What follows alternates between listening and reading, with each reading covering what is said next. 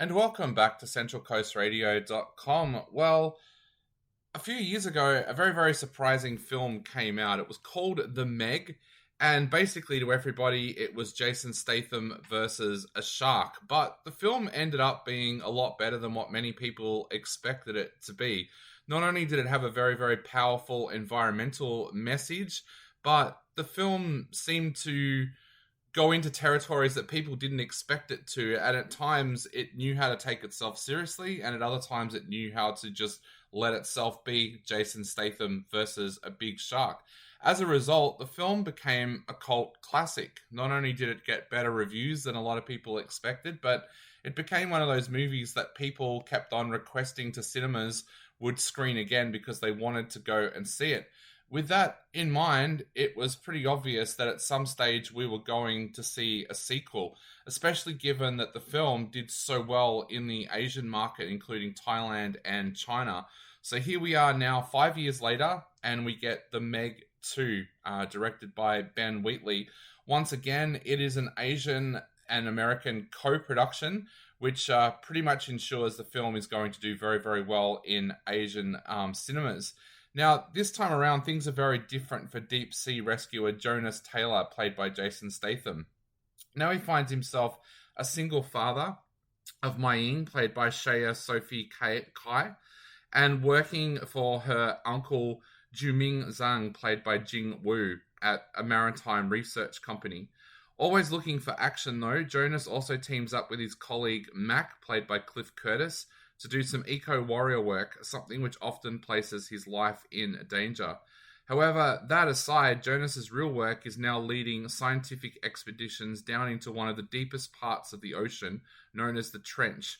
The work has been steadily safe, but on the particular day that Mei-ying decides that she's going to stow away on the sub, everything goes wrong when the crew discover another team led by a mercenary named Montez, played by Sergio Perez Mencheta, who have secretly been mining the trench.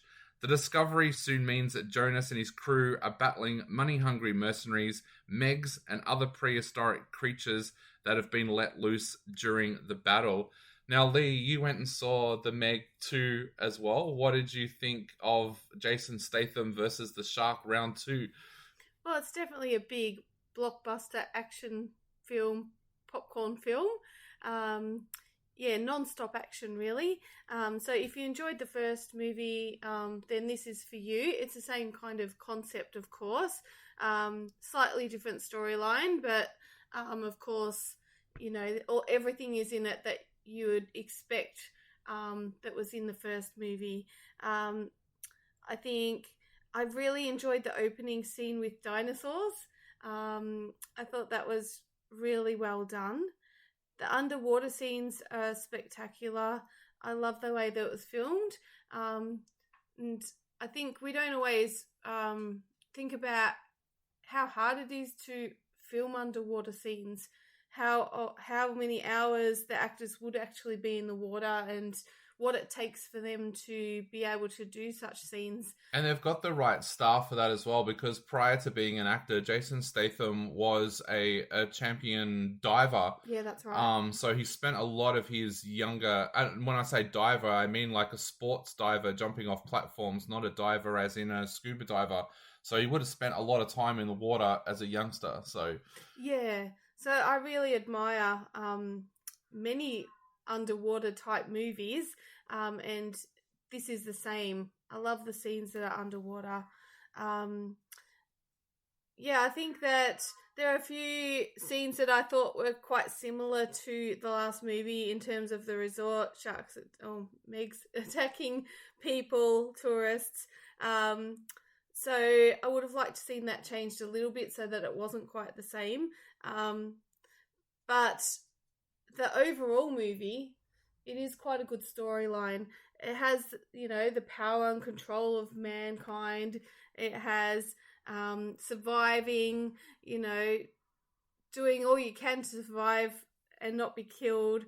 And I actually think that in this movie, you might be able to get away with seeing this movie without seeing the first Meg movie. Yeah. There was enough information or dialogue just to suggest what had happened in the first movie, who had survived, who had not, and you could actually see this as a standalone movie. I mean, Yeah. it's more fun to watch the first one, and if you get the opportunity to do that. But if your friends are saying, let's go to the movies, we're going to see the Meg 2, don't be afraid to say, oh, I haven't seen the first one, I can't see this. I think you do get more of Jonas's backstory in the first film. Like, that's not really explored so much in this film. Like, in the first film, you learn why he's the way that he is. Yeah. And that's not quite explored as much in this film. So, yeah. So, yeah, ideally you would see the first one, but yeah, I'm saying you could actually get away with just seeing this film without the other film. Yeah.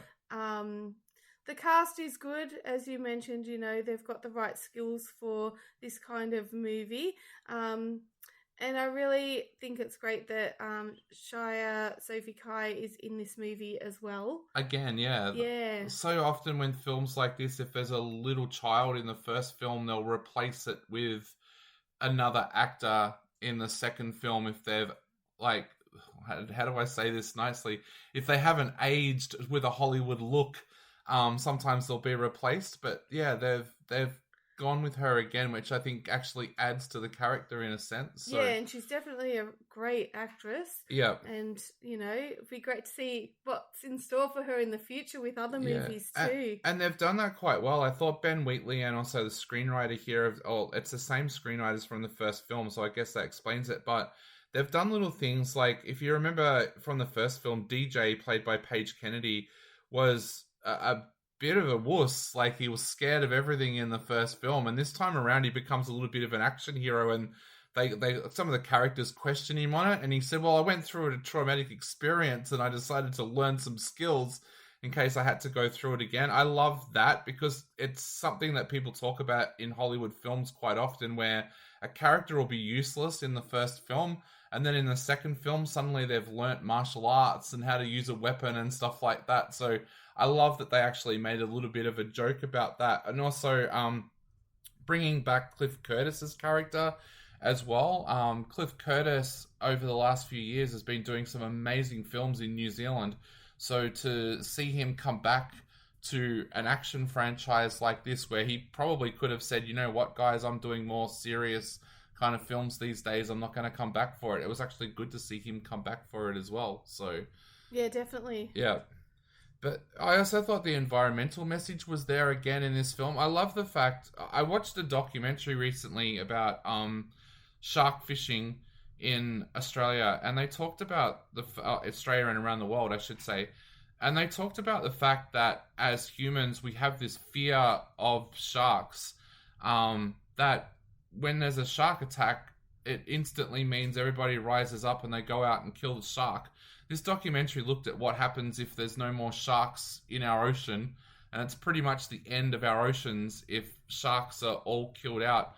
So I like the fact that in this, and I should say in that documentary, they blamed the fear of sharks a lot on Jaws, the movie, that a lot of people have seen Jaws and just instantly have this hatred for sharks, whereas the likelihood of getting attacked by a shark is like so minimal compared to something like a car accident or something like that.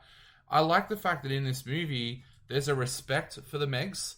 Like, in the first movie, even Jonas was saying that maybe killing these animals isn't the best way to deal with that situation. Yes, these Megs are dangerous, but in this movie, we also see, like, the kind of relationship that's been formed between Ji-young and the Meg, in that he feels that he can talk to her and he can train her.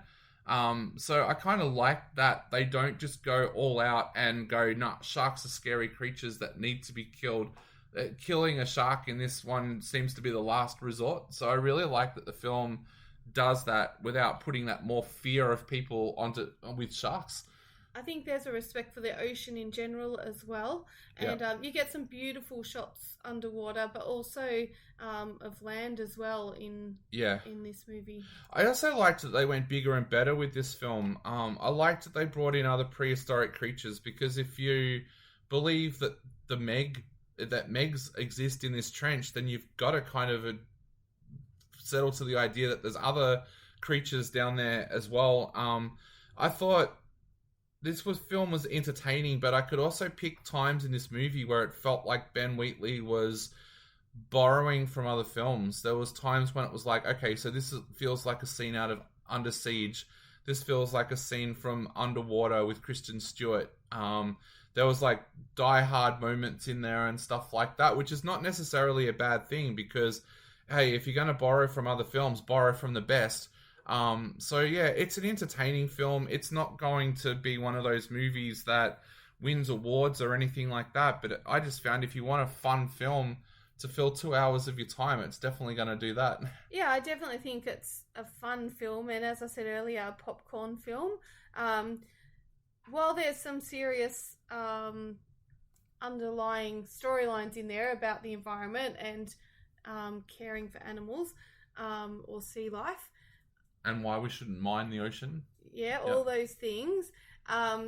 You know, it's not a believable film. Do you know what I mean? It's not something you watch and think, oh yeah, that feels real. Oh, there's a fair bit of Jurassic World in there as well. And I think in particular the tourist area, the resort of chomping away at people and Pippin's back.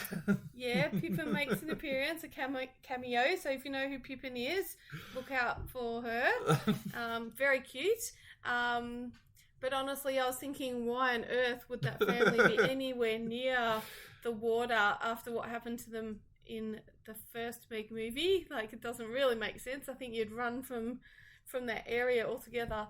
But yeah, as I said, like, there's some scenes that like almost go too far. It's just not believable at all. There's a lot of wrestling with reptiles, I guess you would say, especially close to the end. And yeah, it's totally not believable. It's that big action blockbuster feel to it.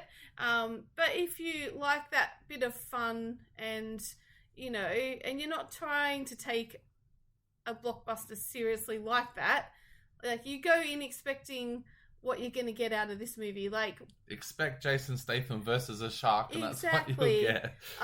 And then, you know, it is fun. Yeah. It is fun. So it's one you hang out with some friends and have a good time. Yeah.